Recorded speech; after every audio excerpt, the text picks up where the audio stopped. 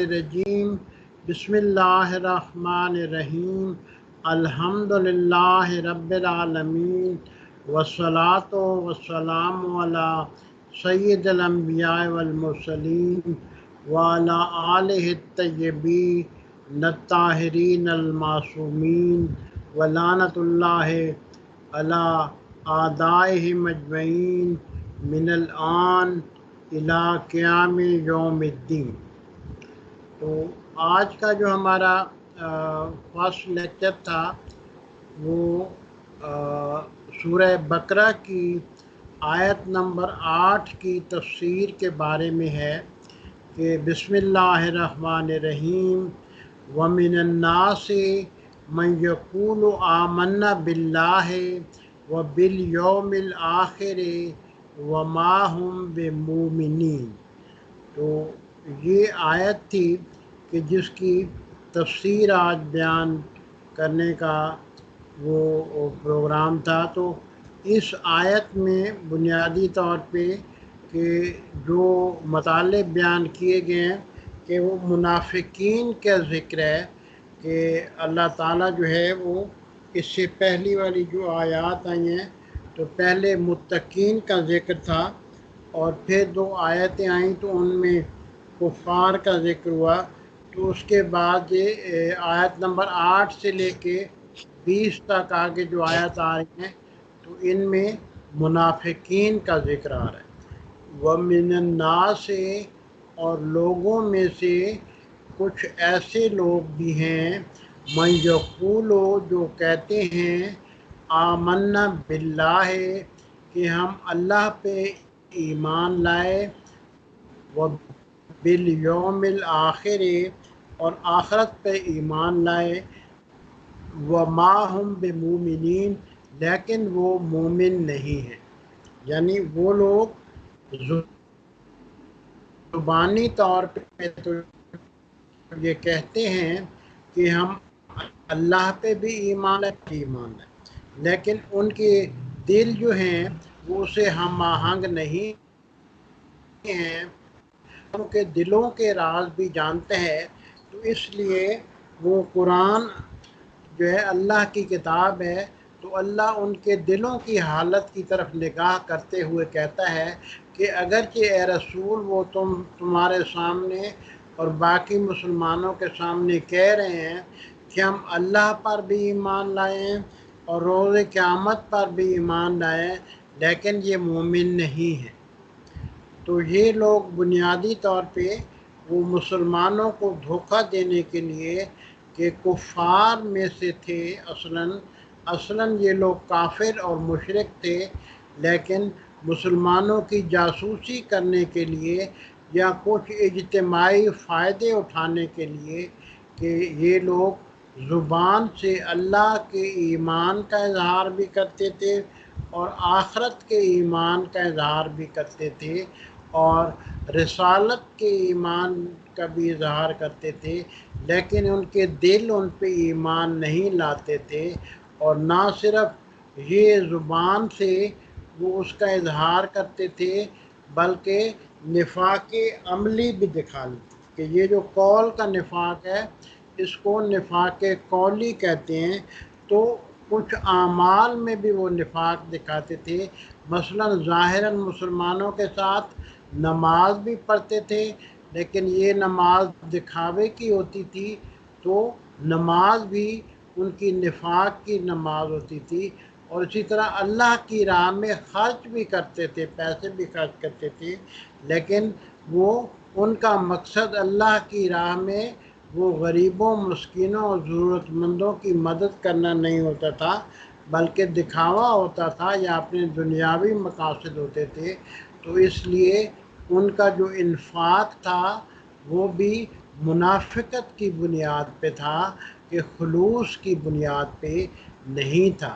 تو اس لیے اللہ تعالیٰ نے وہ ان لوگوں کے واضح کیا ہے کہ لوگوں کا یہ گروہ کہ یہ منافقین کہتے ہیں کہ الذین ہم کفار فی بواطن، کہ باطن کی جمع ہوتی ہے بواطن، ٹھیک ہے، یعنی وہ اپنے دلوں میں، اپنے باطن میں، اپنے ذہنوں کے اندر وہ کفار ہیں۔ لیکنہم یکتمون،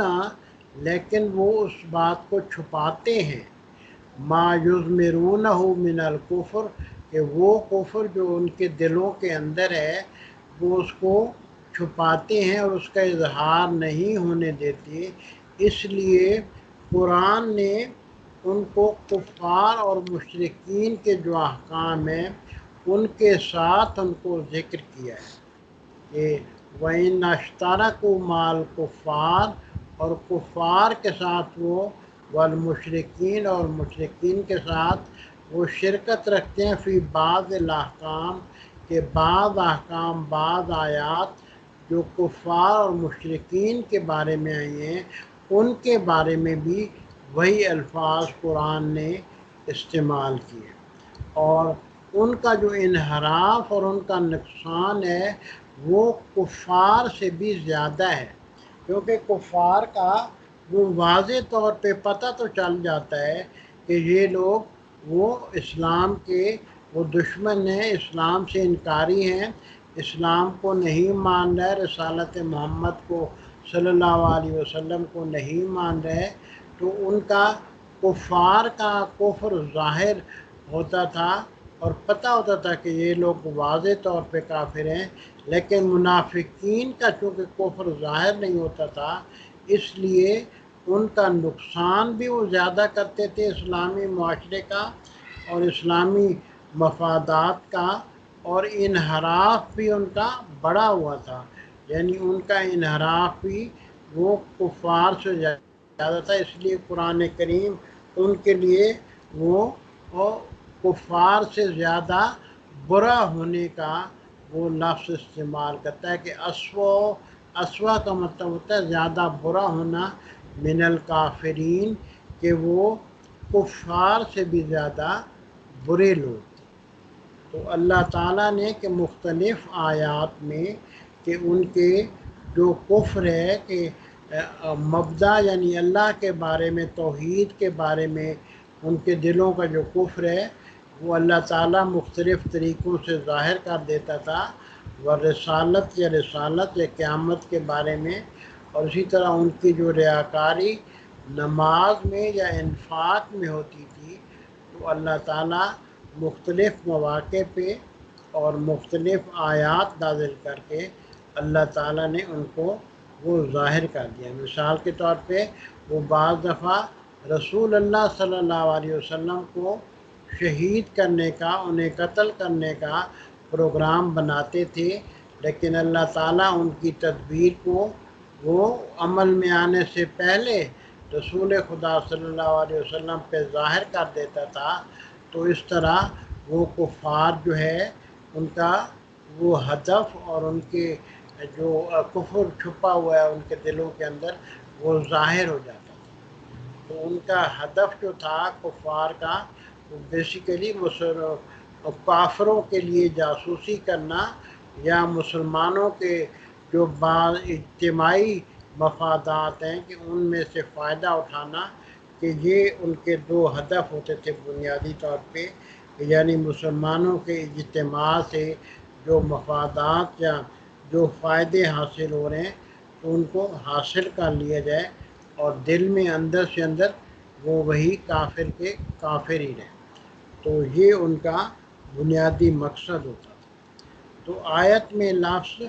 ناس استعمال ہوا ہے، ناس یعنی انسان،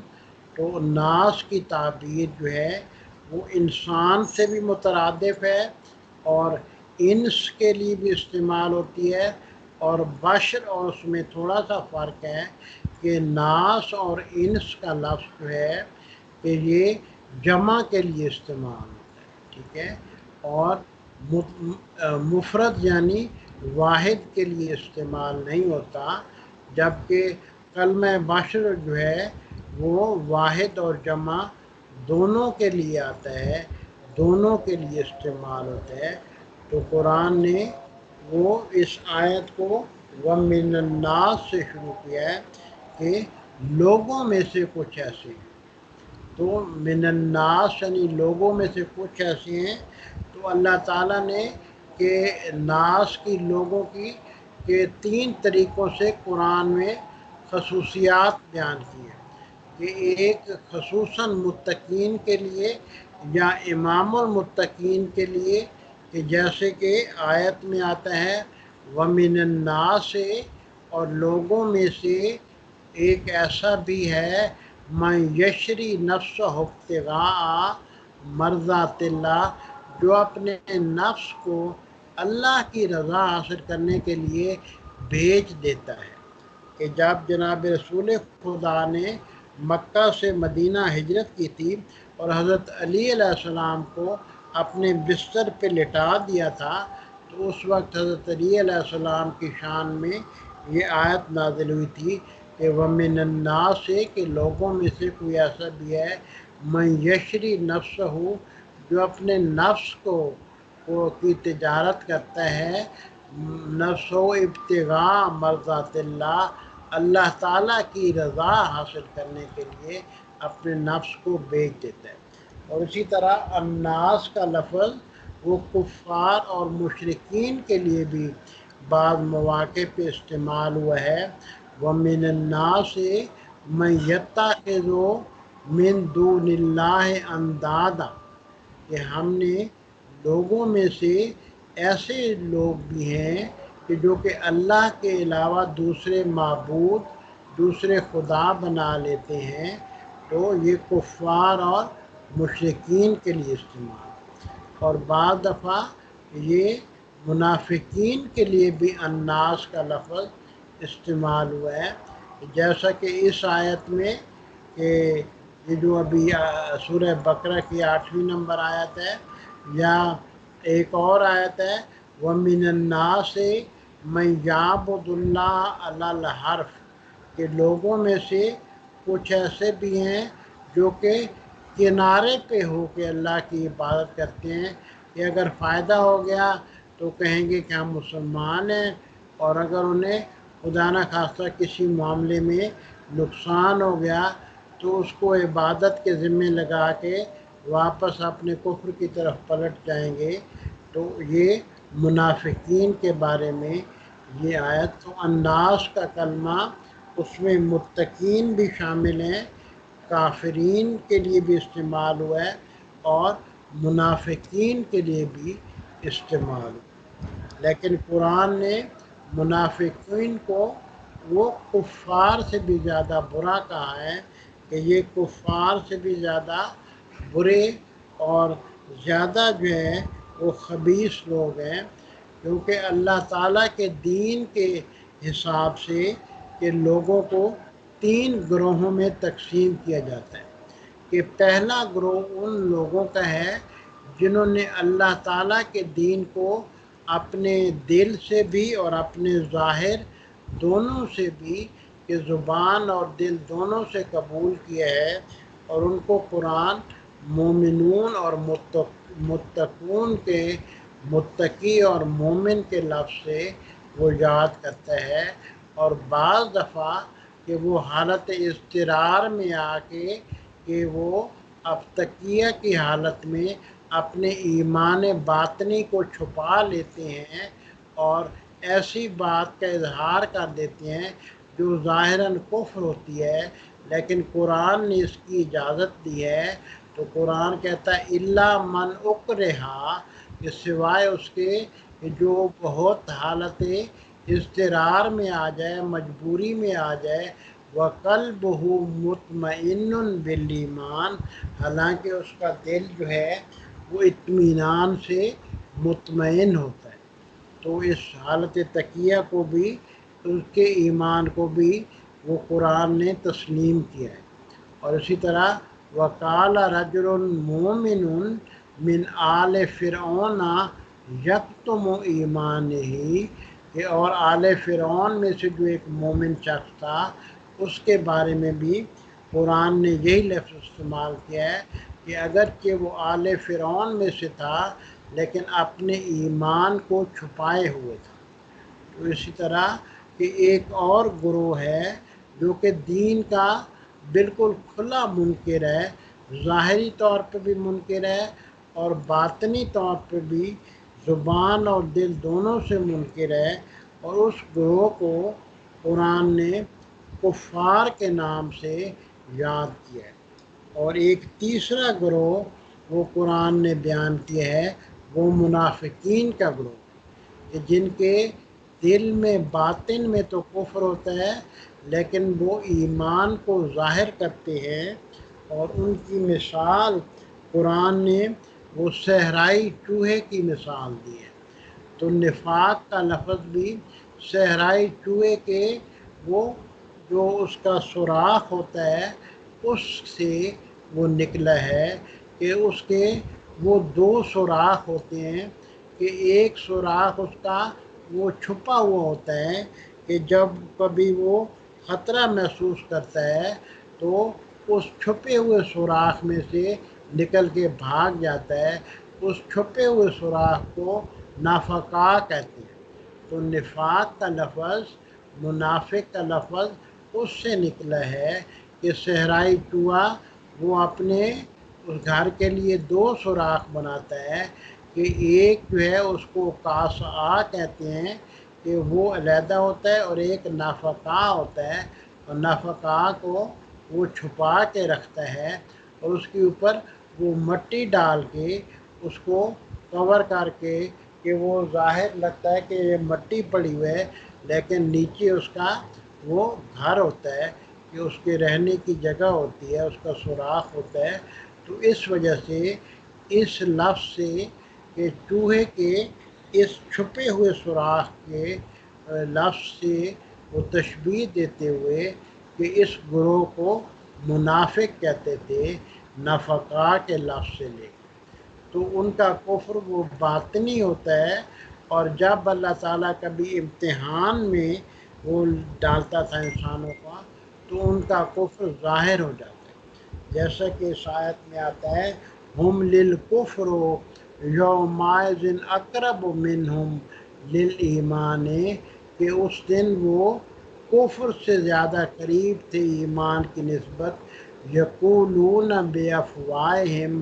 اپنی زبانوں سے وہ کچھ کہتے ہیں، اپنے منہ سے وہ کچھ کہتے ہیں، ما لیس فی قلوبہم، جو کچھ ان کے دلوں میں نہیں ہے، واللہ عالم بما یکتمون، اور اللہ جانتا ہے جو کچھ وہ چھپاتے ہیں، یعنی اللہ دلوں کے اندر چھپی ہوئی باتوں کو بھی جانتا ہے۔ تو قرآن نے واضح اعلان کر دیا تھا کہ منافقین جو سمجھ رہے ہیں کہ وہ اپنے کفر کو اپنے دل میں چھپا لیں گے، تو اللہ بھی جانتا ہے اور اللہ کا رسول بھی جانتا ہے، اور وہ اہل ایمان جنہیں اللہ کے رسول نے ان کے نفاق کی خبر دی ہے، وہ بھی جانتے ہیں کہ یہ منافق ہیں، اگرچہ بظاہر وہ اپنے آپ کو مسلمان ظاہر کرتے ہیں۔ تو اس طرح منافقین کا گروہ حقیقت میں کفار کا گروہ تھا، اور وہ کفار کے ساتھ بعض احکام میں شریک کے طور پہ قرآن میں بیان کیا گیا ہے انہیں، کہ جس طرح کہ جہنم کی آگ میں ڈالنے کے لیے دونوں کا کٹھا ذکر کیا گیا ہے، کہ اللہ تعالیٰ فرماتے ہیں ان اللہ جامع المنافقین والکافرین فی جہنم جمیعا، کہ اللہ تعالیٰ منافقین اور کافرین دونوں گروہوں کو اکٹھا جہنم میں ڈالے گا، فَأَنَّهُمْ شُرَكَاءُ مع المشرکین، کہ جس طرح وہ مشرکین کے ساتھ بھی بعض احکام میں شریک ہیں، جیسے اللہ تعالیٰ کے غفران سے، اللہ تعالیٰ کی جو بخشش و مغفرت ہے اس سے محرومی میں مشرکین اور یہ دونوں منافقین دونوں محروم ہیں، کیونکہ اللہ تعالیٰ مشرکین کے بارے میں ارشاد فرماتا ہے ما کان للنبی والذین آمنوا ان یستغفروا للمشرکین، کہ نبی اور مومنین کے لیے یہ اجازت نہیں ہے کہ وہ مشرکین کے لیے استغفار کریں۔ اور اسی طرح خصوصاً شرک کے بارے میں اللہ تعالیٰ فرماتا ہے ان اللہ لا یغفر ان یشرک بہ، کہ اللہ تعالیٰ اس بات کو نہیں بخشے گا کہ اس کے ساتھ شرک کیا جائے۔ اسی طرح اللہ تعالیٰ منافقین کے بارے میں بھی یہی استغفار کے قبول نہ کرنے کا ذکر فرماتا ہے، سواء علیہم استغفرت لہم، کہ یہ بات برابر ہے کہ آپ ان کے لیے استغفار کریں، لم تستغفر لہم، یا ان کے لیے استغفار نہ کریں، لن یغفر اللہ لہم، اللہ تعالیٰ ان کو کبھی نہیں معاف کرے گا، کبھی ان کی بخشش نہیں کرے گا۔ تو منافقین جو ہیں وہ کافرین اور مشرکین کی طرح وہ اللہ تعالیٰ کی مغفرت سے کوئی حصہ نہیں پا سکیں گے، کہ یہ ان احکام میں کہ یہ مشرکین کے ساتھ بھی شریک ہیں اور کافروں کے ساتھ بھی شریک کے طور پہ اللہ تعالیٰ نے انہیں بیان فرمایا۔ اور بعض آیات خصوصی طور پہ قرآن میں وہ منافقین کے بارے میں نازل ہوئی ہیں اور انہیں کفار سے بھی بدتر درجے کے طور پہ وہ ظاہر کیا گیا ہے۔ مثلاً اس آیت میں ان المنافقین فی الدرک الاسفل من النار، کہ منافقین جو ہے وہ جہنم کے سب سے نچلے درجے میں ہوں گے۔ تو اس لیے منافقین کو کفار سے بھی نیچے اور مشرکوں سے بھی نیچے وہ رکھا گیا ہے، کیونکہ ان کا خطرہ اسلامی نظام کے لیے، مسلمانوں کے لیے، اسلامی معاشرے کے لیے، جناب رسول خدا کے لیے اور اسلامی شعائر کے لیے زیادہ اشد خطرہ تھا، زیادہ شدید خطرہ تھا، کہ ان کا نفاق چھپا ہوا تھا، اور ان کا نفاق جو تھا ان کے وہ باطن کی جو ضلالتیں تھیں، جو باطن کی گمراہی تھی، کہ اس کو وہ ظاہر کر رہا تھا۔ تو باطن کی گمراہی کے، باطن کے منافق ہونے کے درجات ہوتے ہیں۔ تو اسی طرح جس طرح نیکیوں کے درجات کی کوئی حد نہیں ہے، لامتناہی ہوتے ہیں، اسی طرح یہ جو اخلاقی رذائل ہے، کہ اخلاقی جو برائیاں ہیں، کہ جو کہ باطن کی برائیاں ہیں، ان کے درجات کی بھی کوئی حد نہیں ہے، یہ بھی لامتناہی ہوتے ہیں، کہ مثلاً ان کا نفاق بڑھتے بڑھتے کہ ان کی ساری دل کی اور ساری وجود کی سلطنت کو اپنی لپیٹ میں لے لیتا ہے، اور وہ روز بروز اپنے نفاق میں وہ شدید سے شدید تر ہوتے جاتے ہیں، اور اپنے نفاق کی منزل میں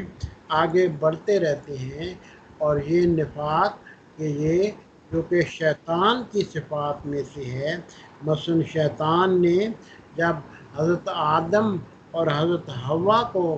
دھوکہ دینے کا پروگرام بنایا کہ انہیں جنت سے نکلوا دے، تو ان کے سامنے قسم کھائی کہ میں تمہارے لیے ناصحین میں سے ہوں، میں تمہیں نصیحت کرنے والوں میں سے ہوں، میں تمہارا بھلا چاہنے والوں میں سے ہوں۔ تو اپنے آپ کو قسم اٹھا کے زبانی طور پہ ان کا خیر خواہ ظاہر کیا، اور حالت نفاق، اپنے نفاق کو، اپنے منافقت کو چھپائے رکھا۔ تو مبدأ نفاق وہ شر شیطان ہے اور نفس امارہ ہے، کہ جو نفاق کو روز بروز وہ پروان چڑھاتے ہیں یا نفاق کے بیج بوتے ہیں۔ تو یہ خناس اور یہ شیطان کہ یہ مبدأ نفاق ہیں، اور اس کے کئی درجات ہیں، کہ اس کی کئی شکلیں ہیں۔ مثال کے طور پہ کہ خیانت کو بھی منافقت کہا گیا ہے، اسی طرح ریاکاری جو ہے کہ اس کو بھی وہ منافقت کہا گیا ہے، اور اسی طرح جو جھوٹ ہے، جھوٹ کو بھی حدیث میں منافقت کہا گیا ہے، اور اسی طرح جو وعدہ خلافی ہے، وعدہ خلافی کو بھی منافقت کہا گیا ہے۔ تو ان سب برائیوں کی جڑیں وہ نفاق سے اٹھتی ہیں، کہ اندر باطن میں نفاق ہوتا ہے، کہ جس سے یہ جھوٹ کی برائی اٹھتی ہے، جس سے خیانت کی برائی اٹھتی ہے، امانت میں خیانت کرنے کی برائی اٹھتی ہے، کہ جس سے وعدہ خلافی کی برائی اٹھتی ہے، اور یہ ساری برائیوں کی جو اصل جڑ جو ہے وہ نفاق ہوتی ہے، اور نفاق جو ہے وہ شیطان ملعون کی چالوں میں سے اور شیطان ملعون کے رذائل میں سے ہے، نفسانی رذائل میں سے ہے، کہ اللہ تعالیٰ کی عبادت صرف ان لوگوں کی قبول کرتا ہے جو خالصتاً اللہ تعالیٰ کے لیے وہ خلوص کے ساتھ عبادت کریں، اور اس میں منافقت کا، ریاکاری کا، یا اس میں خیانت کا، یا دروغ کا، جھوٹ کا کوئی ذرا شبہ بھی نہ ہو۔ تو اللہ تعالیٰ اگر کسی کو درجات دیتا ہے، اگر کسی کے نیک اعمال قبول کرتا ہے، تو وہ جب تک دل کی پاکیزگی نہیں ہوتی، جب تک دل صاف نہیں ہوتے، تو اللہ تعالیٰ منافقوں کے اعمال کو کبھی بھی قبول نہیں کرتا، بلکہ ان کے الفاظ کی بعض دفعہ قرآن واضح طور پہ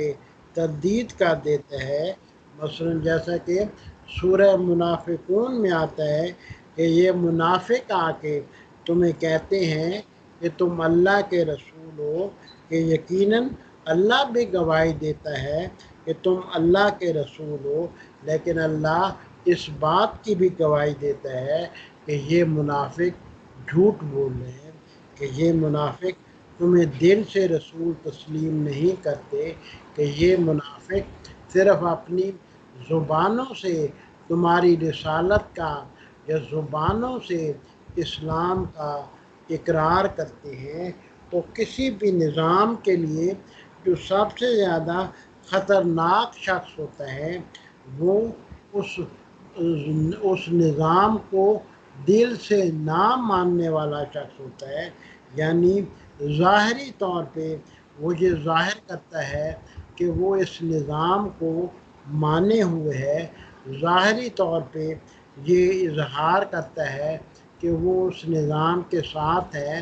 جبکہ اس کا دل اس کی زبان کے ساتھ ہم آہنگ نہیں ہوتا، اس کا دل اندر سے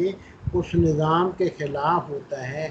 وہی شخص اس نظام کو، دنیا کا کوئی بھی نظام ہو، تو اس نظام کو سب سے زیادہ نقصان کہ وہی منافق شخص ہی پہنچا سکتا ہے، جو اس نظام کا منافق ہوتا ہے۔ تو اسلام نے بھی اپنے نظام کو قائم کرنے کے لیے منافقین کی صفات، منافقین کے طرز عمل کو بار بار اجاگر کیا کہ ان لوگوں سے وہ آپ خبردار رہیں، کہ ان لوگوں سے جو کہ اندر سے منافق ہیں، ان کے حقیقی عزائم سے آگاہ رہیں کہ یہ کیسے کیسے اسلام کو تباہ کرنے کے منصوبے بناتے ہیں، اور کیسے کیسے جناب رسول خدا صلی اللہ علیہ وسلم کو شہید کرنے کے منصوبے بناتے تھے، کہ منافقین اپنی ان چالوں کی وجہ سے پہچان لیے جاتے تھے۔ اور یا مثلاً منافقین نے ایک دفعہ پروگرام بنایا تھا کہ تم دن کے پہلے حصے میں یہ کہو کہ تم مسلمان ہو گئے ہو، اور دن کے آخری حصے میں کہو کہ نہیں دوبارہ تم کافر ہو گئے ہو، کہ اس طرح شاید مسلمان اپنے ایمان سے وہ ہٹ جائیں، ان کے قدموں میں شاید لغزش پیدا ہو جائے، ان کے ارادے شاید متزلزل ہو جائیں، تو منافقین اس طرح کی چالیں بنا بنا کے اسلام کو نقصان پہنچانے کی کہ رسول اللہ صلی اللہ علیہ وسلم کو یا اہل بیت کو یا باقی جتنے مسلمان تھے ان کو نقصان پہنچانے کی تدبیریں کرتے رہتے تھے، لیکن اللہ تعالیٰ ان کی تدبیروں کو ناکام بنا دیتا تھا۔ الحمد للہ رب العالمین۔ اللہم صلی علی محمد و آل محمد۔ اللہ تعالیٰ سے دعا گو ہوں کہ اللہ تعالیٰ ہمارے اعمال کو خالص بنا دے اور اپنی بارگاہ میں قبول کر دے، اور ہمارے دل سے ہر قسم کے غرور و نفاق اور ہر قسم کی گمراہی کو دور کر دے۔ الحمد للہ رب العالمین۔ اللہم صلی علی محمد۔